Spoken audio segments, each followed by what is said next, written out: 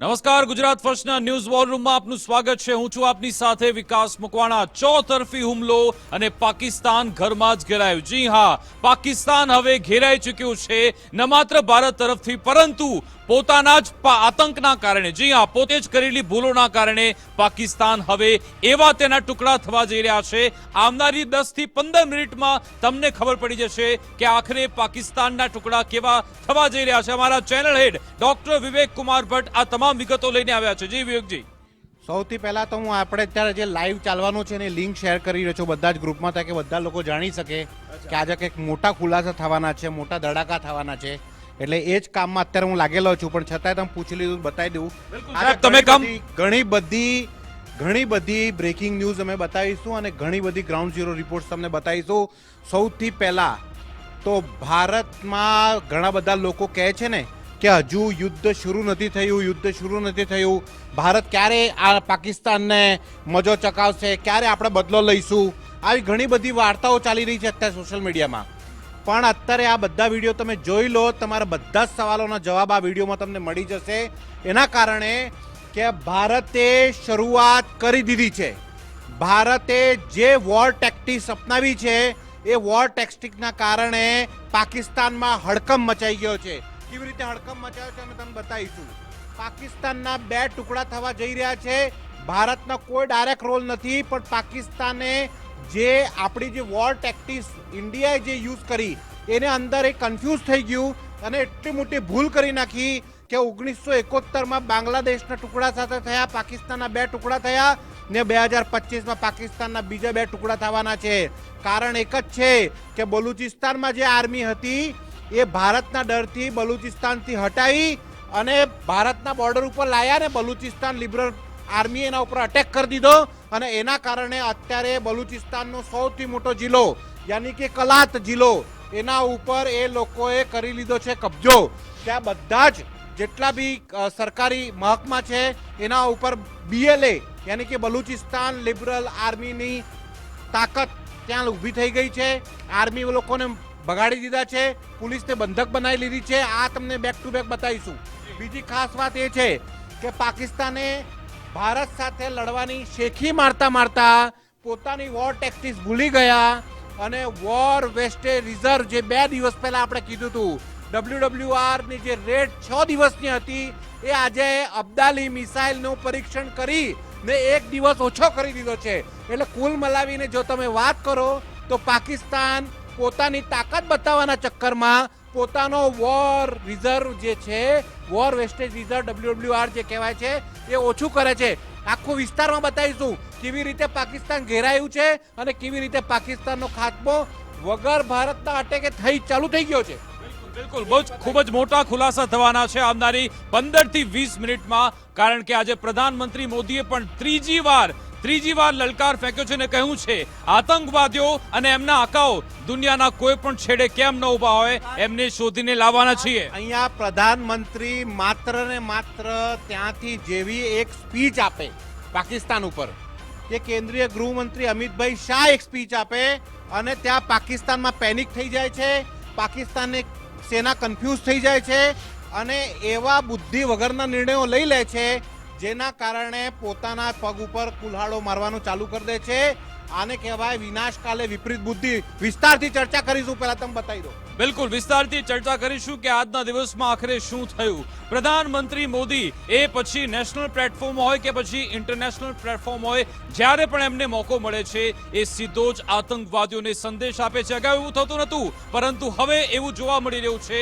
પ્રધાનમંત્રી મોદી જ્યારે પણ એ વાત આવે છે કે ટેરર અને એમના જે આકાઓ, પ્રધાનમંત્રી મોદી ત્યારે પછી ઇંગ્લિશમાં સંબોધન કરે છે, એટલે કે દુનિયા સુધી એ સીધો જ મેસેજ જાય છે. આમ તો એવું થતું હોય છે કે આપણા જે વિદેશ મંત્રી હોય છે એ દુનિયાના રાષ્ટ્ર પ્રમુખો સાથે વાતચીત કરે અને ભારતનો મેસેજ સ્પષ્ટ કરે, પરંતુ પ્રધાનમંત્રી મોદી પણ હવે એક પણ એવું પ્લેટફોર્મ છોડતા નથી કે જ્યાંથી આતંકિસ્તાન એના આકાઓ એ લોકોને મેસેજ ન જાય. અને એટલા માટે જ ત્યાંની સેના હોય, ત્યાંના સરકારના લોકો હોય, ત્યાંના મંત્રીઓ હોય, નેતા હોય, એ લોકોને ડર છે કે જ્યારે પ્રધાનમંત્રી મોદી એવું કહેતા હોય કે આતંક અને એની પાછળના લોકોને અમે ક્યારે પકડીશું, એટલા માટે લોકો વિચારી રહ્યા છે કે શું આમાં અમારું નામ તો નથી આવી રહ્યું ને, એટલા માટે જ અલન ગલન નિવેદન લોકો આપી રહ્યા રહ્યા છે અને આ સાથે જ્યારે ગુજરાત ફર્સ્ટનું બઝર વાગ્યું છે એટલે મોટા સમાચાર અત્યારે મળી રહ્યા છે. તમે જોઈ રહ્યા છો ટીવી સ્ક્રીન પર ચારે બાજુથી ઘેરાયેલા પાકિસ્તાનના બે ટુકડા થવાના છે. જી હા, 1971 મંજર જ્યારે પાકિસ્તાનના બે ટુકડા થયા અને હવે 2025માં પણ પાકિસ્તાન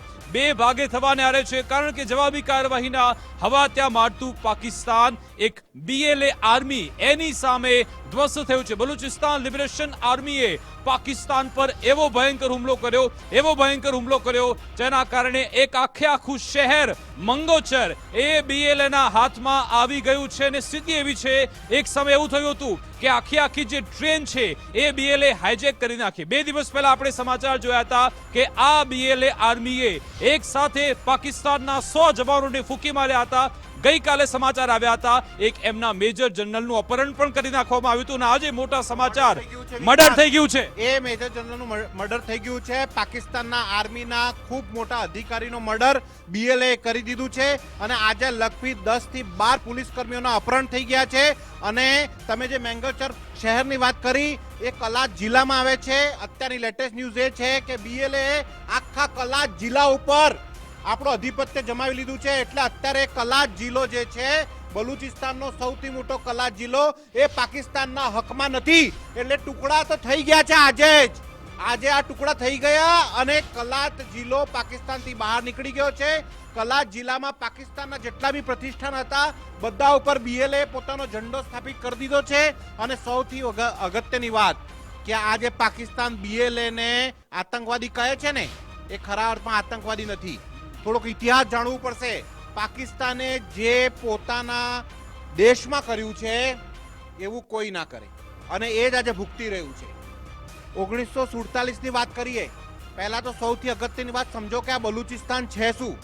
વાત એવી છે કે 1876માં બલુચિસ્તાન એક આઝાદ દેશ હતું અને 1947માં જ્યારે જિન્નાએ ભારતના આ ટુકડા કરી અને જ્યારે પાકિસ્તાન નવું બન્યું એના સાથે પાકિસ્તાનને આર્મીએ બલુચિસ્તાનમાં અટેક કરી અને બલુચિસ્તાન ઉપર બલુચિસ્તાન 4 મુખ્ય શહેરો છે, 4 મુખ્ય જિલ્લા છે, કામરાન, માકરાન,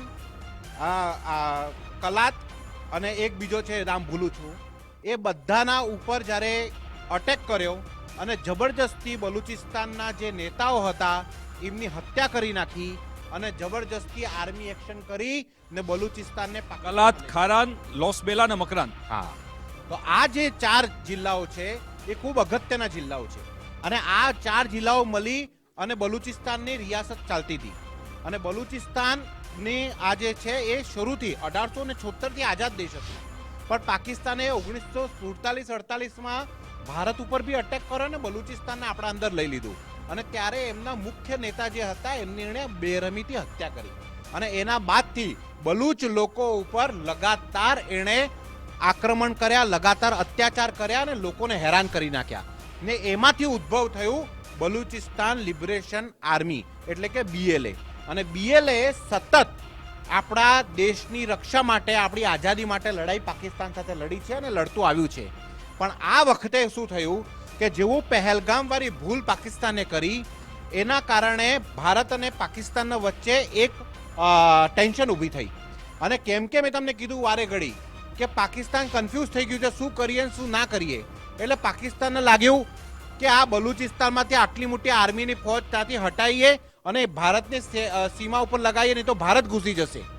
તો એણે શું કર્યું કે BLA ના જે પ્રોવિન્સ છે ત્યાંથી આર્મીને હટાવી અને ભારતને સીમા ઉપર લગાવી દીધી. અત્યાર સુધી ભારતે આક્રમણ કર્યું નથી પણ ડરના માહોલમાં આ ખોટું ડિસિઝન લેવાઈ ગયું એટલે BLA ને મળી ગયો બળ અને BLA કરી દીધો કલાત ઉપર કબજો અને આ ગ્રહ યુદ્ધની સ્થિતિ બની ગઈ કલાતને આઝાદીનું સૌથી મોટું કારણ. હવે ત્યાં જેટલા બી પાકિસ્તાની ગવર્મેન્ટના સ્કૂલ હોય, કોલેજ હોય, યુનિવર્સિટી હોય, ત્યાંના જિલ્લાના જે પ્રશાસનિક ભવન હોય, પોલીસ સ્ટેશન હોય, બધા ઉપર BLA કબજો કરી લીધો છે અને પાકિસ્તાનના ટુકડા થઈ ગયા છે. થોડાક દિવસો પહેલા જ આપણે જોયું કે જાફર એક્સપ્રેસ ઉપર BLA કબજો કર્યો હતો ત્યારે બી ચેતવણી આપી હતી BLA. એના બાદ ત્યાંના ISI એક એજન્ટને ત્યાં મોકલ્યા હતા અને બલુચિસ્તાનમાં એ એજન્ટ કામ કરતો હતો એટલે એની હત્યા બલુચી સેનાએ કરી દીધી. હવે આ જે વસ્તુ છે એના કારણે હવે બલુચિસ્તાનના કારણે પાકિસ્તાનના બે ટુકડા થવા જઈ રહ્યા છે. ભારતનો કોઈ ડાયરેક્ટ રોલ નથી આની અંદર, કોઈ ભારત બલુચિસ્તાનને સપોર્ટ નથી કરતું, પણ ઇનડાયરેક્ટલી આખા વિશ્વમાં ચર્ચા છે કે બલુચિસ્તાન આઝાદ થાય એને પાછળ બે દેશોને ને ઘણા બધા દેશોને સમર્થન છે, જેમાં એક ભારત બી છે ને ઇઝરાયલ બી છે. હવે બલુચિસ્તાન શું કામ પાકિસ્તાન જબરદસ્તી લેવા માંગે છે એ હું તમને કહું છું. બલુચિસ્તાનમાં જે ખજાનો છે મિનરલ્સનો, પેટ્રોલનો, તાંબાનો, સોનાનો, લોહાનો, એ અલગ અલગ પ્રકારના ઘણા બધા ત્યાં મિનરલ્સ છે અને પ્રાકૃતિક સંસાધનોની સૌથી મોટી ખાનો એ જે છે ત્યાં તમને જોવા મળે છે. ને એ જ કારણ છે કે પાકિસ્તાન ગમે તે કરીને આ લોકો આને હથિયાવાનું કાવતરું વારે ઘડી રચતું હોય છે. એટલે આ BLA જે છે એણે કીધું કે ભાઈ અમારું દેશ તો પહેલાથી જ આઝાદ હતું, તમે જબરજસ્તી અમારા ઉપર આક્રમણ કરી અને અમને તમારા હાથને લીધા. ને આ વખતે જે છે એ જેવી પાકિસ્તાની આર્મી ત્યાંથી હટી, ઓછી થઈ ને આ બાજુ BLA અટેક કરી દીધો. એટલે ભારતે હજી કંઈ કર્યું જ નથી, પણ એટલા પહેલા જ પાકિસ્તાનના બે ટુકડા થઈ ગયા છે. આ ભારતની સ્ટ્રેટેજિક રણનીતિનો પ્રભાવ છે કે ભારતે જે પ્રેશર બનાવ્યું પાકિસ્તાન ઉપર કે રોજ રાત્રે ઊંઘ જ નથી આવતી, ખબર નહીં આજે બમ ક્યાંથી પડશે, ક્યારેક કન્ફ્યુઝ થઈ જાય. આર્મી કરશે, નેવી કરશે, એરફોર્સ કરશે. એરફોર્સ કરે એવું વિચારે તો ગ્વાદર ઉપર એમના F-15 ત્યાં શિફ્ટ કરી દે છે. ક્યારેક એમને લાગે કે કરાચી કોમર્શિયલ બેઝ છે ત્યાં અટેક કરશે એટલે ત્યાં વધારી દે છે. ક્યારેક એમ લાગે છે કે નેવી કંઈક કરશે તો ત્યાં જતું રહે. ક્યારેક એમને લાગે કે LOC પાસે કંઈક થશે તો ત્યાં આર્મીને ડાયવર્ટ કરે છે. એટલે પાકિસ્તાની સેના પૂરી તરીકેથી કન્ફ્યુઝ થઈ ગઈ છે.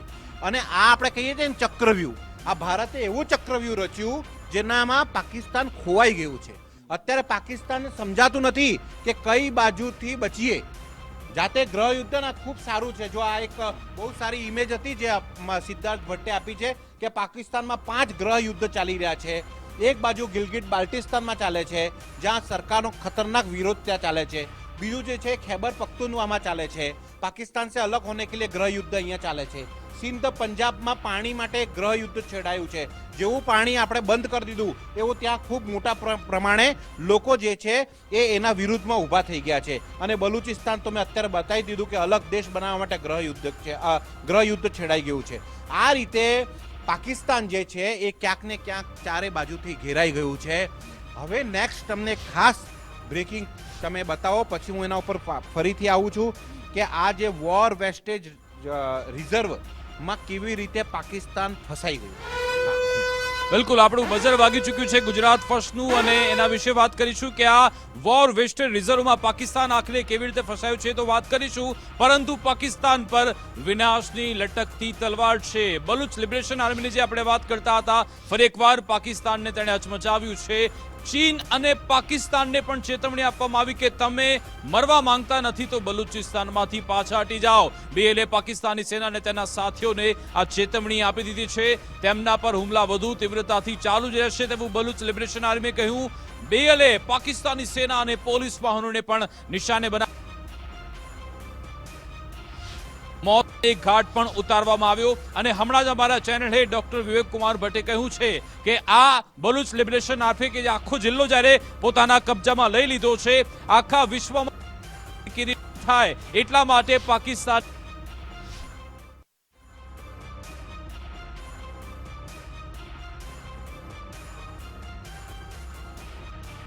કરી લીધો છે. આખો વિસ્તાર, આખો જિલ્લો જ્યારે પોતાના કબજા હેઠળ લીધો છે, તાબા હેઠળ લીધો છે. પાકિસ્તાન જ્યારે કે દુનિયાભરમાં પોતાની મજાક ન ઉડે એટલા માટે ત્યાંથી બધા વિડીયો હાઇડ આઉટ કરી રહી છે. પરંતુ પાકિસ્તાનનું પાપ હવે છાપરે ચડીને પોકારી રહ્યું છે. અને બીજી આપણે જે વાત કરી રહ્યા હતા, આજે પાકિસ્તાને આનંદ ફાનનમાં એક મિસાઇલ ટેસ્ટ કર્યું છે અને એનું નામ આપ્યું છે અબ્દાલી. આ એ અબ્દાલી છે કે જે લૂંટારું છે, આ લૂંટારોના નામથી એ મિસાઇલનું નામ આપે છે. એનો મતલબ કે આ લોકોની માનસિકતા આતંકવાદીની છે. એ લૂંટાઈ જ ગયા એ અબ્દાલીના અંદર. વિકાસ અબ્દાલીનું નામ આપ્યું લૂંટેરાના નામ ઉપર ને પાકિસ્તાન લૂંટાઈ ગયું. કેમ લૂંટાઈ ગયું હું તમને વિસ્તારથી સમજાવું. અબ્દાલી મિસાઇલ આનંદ ફાનનમાં પૂરી તૈયારી વિના સરફેસ ટુ સરફેસની મિસાઇલ છે. અને એ લોકોએ એવી જગ્યા ઉપર એનું પરીક્ષણ કરી દીધું જે ખોટું પરીક્ષણ કહેવાય. અને એ ખોટા પરીક્ષણોની અંદર એ લોકોએ ભારે માત્રામાં પોતાનો એનર્જી, પૈસા અને અસલાનો વિનાશ કરી નાખ્યો જાતે. હવે અબ્દાલી મિસાઇલ જે છે એ લોકો ક્લેમ કરે છે કે 450 કિલોમીટરની સરફેસ ટુ સરફેસ કર્યું છે. હવે જે એમને સરફેસ ટુ સરફેસનું 450 કિલોમીટર બતાવ્યું છે એ 450 કિલોમીટર પાવરી કરી શકી નહીં. અબ્દાલીને એટલા પહેલા જ એ ધ્વસ્ત થઈ ગયું. હવે આના કારણે શું થયું છે, આ જે અબ્દાલી મિસાઇલની જે ખુશીઓ મનાવે છે અને પાકિસ્તાન જિંદાબાદના નારા લગાવે છે, પાકિસ્તાન મુર્દાબાદ થઈ ગયું આના કારણે. કારણ કે જે મેં તમને કીધું કે ભારતનું જે ચક્રવ્યૂહ રચાયું છે આ વખત, એના કારણે પોતાનો વોર વેસ્ટેજ રિઝર્વ જે છે WWR એ 6 દિવસથી હવે 5 દિવસ ઉપર આવી ગયું છે. આજના પરીક્ષણ બાદ અને જે આર્મી, નેવી અને એરફોર્સની જે એ લોકોને આપણા ભારતમાં કેવું છે, આપણા ભારતને સુરક્ષા જે છે ને એ 10 દિશાઓમાં છે.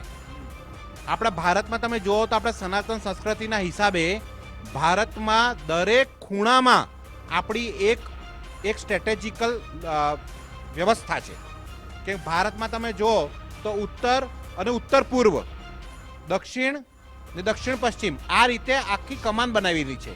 જેમાં તમે કહો east, west, north, south, south west, south east, એટલે અગ્નિકોણ, નૈઋત્ય કોણ, વાયવ્ય કોણ, ઈશાન કોણ અને મધ્ય બ્રહ્મસ્થળ અને પૂરબ, પશ્ચિમ, ઉત્તર, દક્ષિણ. આના હિસાબથી ભારતની સુરક્ષા ચક્ર છે. પાકિસ્તાનમાં આ ચક્ર નથી. પાકિસ્તાનમાં 2 જ ચક્ર છે, પૂરબ એટલે ભારતની સાઈડનું અને પશ્ચિમ જે કે અફઘાનિસ્તાનની સાઈડ. એમને પાસે ઉત્તર અને દક્ષિણ માટે કોઈ વ્યવસ્થા નથી. દક્ષિણમાં એટલી વ્યવસ્થા નથી કેમ કે ત્યાં સમુદ્ર કાંઠો આવી જાય અને કરાચી એમની પાસે પોર્ટ છે. હવે આ બધી જ વ્યવસ્થાઓના ચક્કરમાં ભારતે જે ચારે બાજુથી ચક્રવ્યૂહ રચ્યું અને દરેક જગ્યા ઉપર આર્મી, નેવી, એરફોર્સ બધી જ રીતે આપણે તૈયારી ફૂલ રાખી છે. એ લોકોને એવું છે કે પોતાના ગ્રહ યુદ્ધ એટલે એક સીમા એમની અફઘાનિસ્તાન તાલિબાન સાથે જોડાયેલી છે, એક ભારત સાથે જોડાયેલી છે અને એક નાનકડો હિસ્સો ચાઇના સાથે જોડાયેલો છે. ચાઇનાને પોતાનો મિત્ર સમજે છે, પણ ચાઇના જે મિત્ર સમજે છે એ રસ્તો જે નીકળે છે એ બલુચિસ્તાન અને ગિલગિટ બાલ્ટિસ્તાનથી નીકળે છે, સીપેક્સથી નીકળે છે. એટલે ત્યાં એ લોકોને એવું લાગ્યું કે અહીંયા કંઈ વિશેષ કરવાની જરૂરત નથી. તાલિબાન અફઘાનિસ્તાનમાં એવું લાગ્યું કે ત્યાં તો બધું બરાબર જ છે, એટલે ત્યાંથી હટાવીને બધી જ ફોર્સ જે છે એ બંકર બનાવવા લાગ્યા. તાત્કાલિક આ જેવું અટેક થયું એને બાદ એમને ટેન્શન આવી તો બધા જ રેલવે, આખું પાકિસ્તાનનું રેલવે આર્મી લઈ લીધું અને ત્યાંથી આખી ટેન્ક ને બધી વસ્તુઓ આપણે ભારતની સીમા ઉપર લગાવી દીધી. પણ એ લોકોએ ક્યારે એમ વિચાર્યું કે ભારત શું ડાયરેક્ટ આ બોર્ડર ટુ બોર્ડર જ યુઝ કરશે? અને એ લોકોને ભારતનો ઇતિહાસ જાણવો જોઈએ. થોડું ઘણી બુદ્ધિ હોય તો ભારતની ટેક્ટિક્સનો એક્ઝામિનેશન એમને કરવું જોઈએ. કેમ કરવું જોઈએ હું કહું, હોમવર્ક કહેવાય ને. કેટલા બુદ્ધિહીન માણસો છે અને એટલે બુદ્ધિહીન માણસો છે કે માત્ર ISI ના કહેવા ઉપર જ ચાલે છે. એમને પાસે કોઈ સ્ટ્રેટેજિક વસ્તુ નથી. અને અત્યારે ભૂલમાં જે NSA બનાવી દીધા એ બી ISI ના પૂર્વ ચીફને NSA બનાવી દીધા. એટલે એમનું પતન સિવાય બીજું કંઈ છે જ નહીં. કેમ કે પેલો ISI વાળો માણસ છે ને એ માત્ર એક જ બુદ્ધિ ચાલે એને, કેવી રીતે આતંકવાદીઓનો યુઝ કરીને ગોળીબાર કરાવવું, એનાથી વધારે બુદ્ધિ નથી. અને એ જ કારણ છે કે પાકિસ્તાને આ સૌથી મોટી ભૂલ કરી નાખી. અને અત્યારે એમનો એવો વાર આવ્યો છે કે બલુચિસ્તાન એમના હાથમાં જ નીકળી જશે. વધારે થયું તો આ ગિલગિટ બાલ્ટિસ્તાન બી નીકળી જવાનો પૂરી તૈયારી પાકિસ્તાનમાં થઈ રહી છે. હવે અત્યાર સુધી ભારતે કોઈ અટેક નથી કર્યો, કોઈ આક્રમણ નથી કર્યું, કોઈ હુમલો નથી કર્યો. તો એ પાકિસ્તાન પોતાના પરીક્ષણ અને પોતાના કન્ફ્યુઝન અને પોતાના પેનિકના કારણે એણે એટલા બધા નુકસાન કરી દીધા કે એમનો જે વોર વેસ્ટેજ રિઝર્વ જે 6 દિવસનું હતું એ હવે 5 દિવસનું થઈ ગયું છે. એટલે કે જે વોર લડવાની તાકાત પાકિસ્તાનને 6 દિવસની હતી એ હવે 5 દિવસની થઈ ગઈ છે.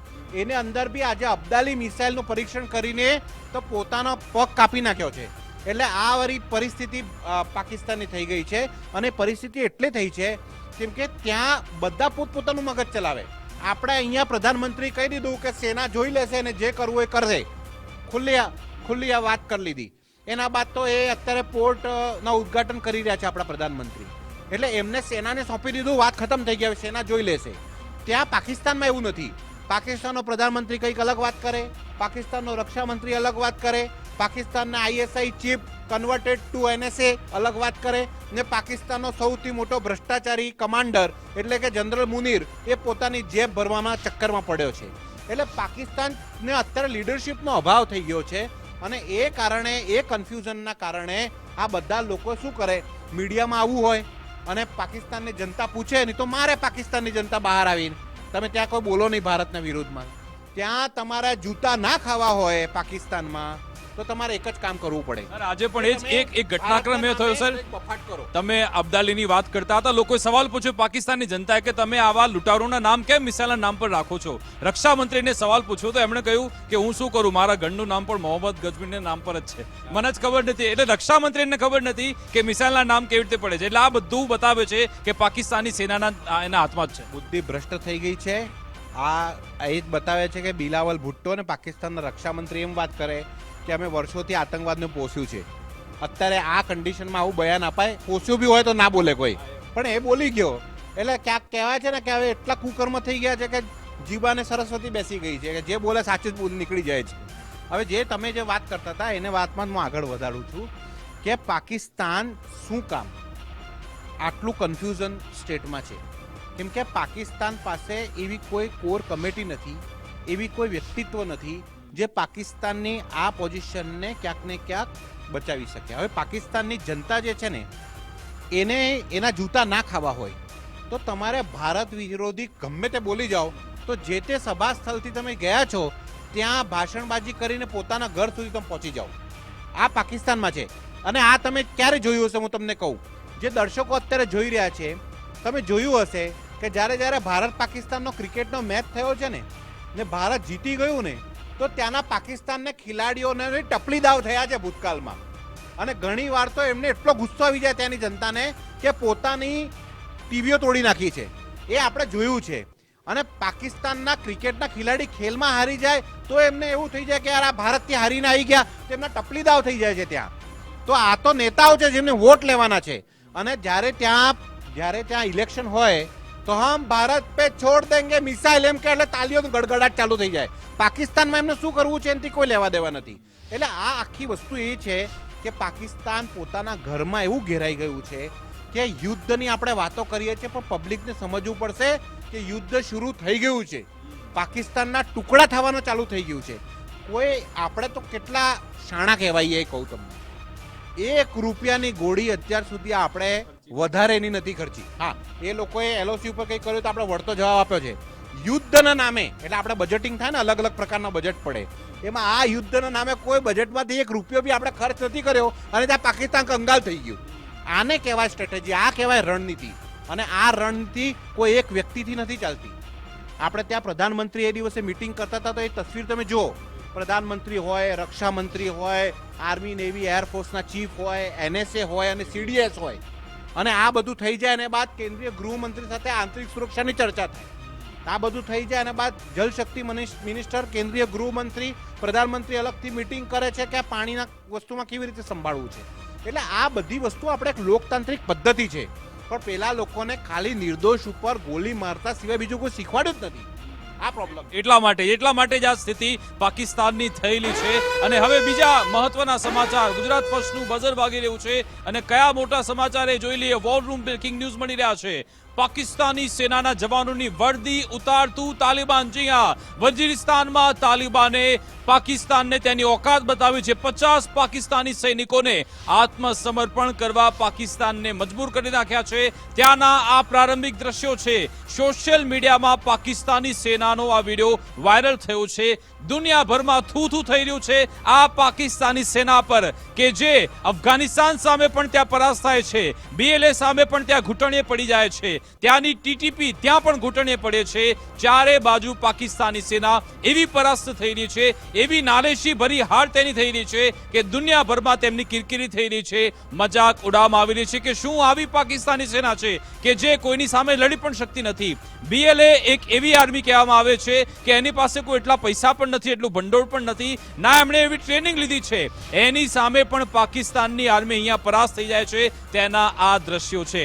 એનો મતલબ સ્થિતિ એ હતી કે પાકિસ્તાન જ્યારે ભારત તરફ એક નિશાન તાકવા જઈ રહ્યું હતું, એક તેમણે તીર મારવાની કોશિશ કરી રહ્યા હતા, પરંતુ પાછળથી ત્યાં બીએલએનું તીર પણ આવી ગયું, અફઘાનિસ્તાનનું પણ તીર હવે આવી રહ્યું છે. અમારા સરે જે કહ્યું હતું કે એલઓસી તરફ, ઇન્ટરનેશનલ બોર્ડર તરફ જ્યારે પાકિસ્તાન પેનિક ડિપ્લોઈંગ કરી રહ્યું છે. મેં કહ્યું પેનિક એટલા માટે આનંદ ફાનંદમાં ખબર નથી પડતી કે શું કરવું શું ન કરવું. એલઓસી તરફ આવ્યા, આ બાજુ ઇન્ટરનેશનલ બોર્ડર તરફ આવ્યા તો BLA અને અફઘાનિસ્તાનના તાલિબાનીઓ હવે તેમને ઘેરી રહ્યા છે.